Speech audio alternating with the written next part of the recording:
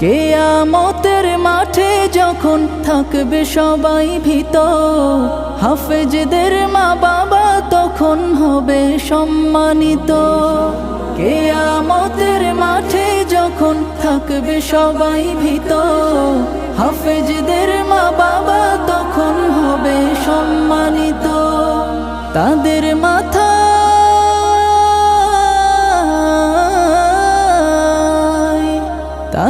মাথায় নূরের মুকুট দিবেন রহমান, যাদের বুকের মানিক হলো হাফেজে কুরআন, হাফেজে কুরআন, হাফেজে কুরআন।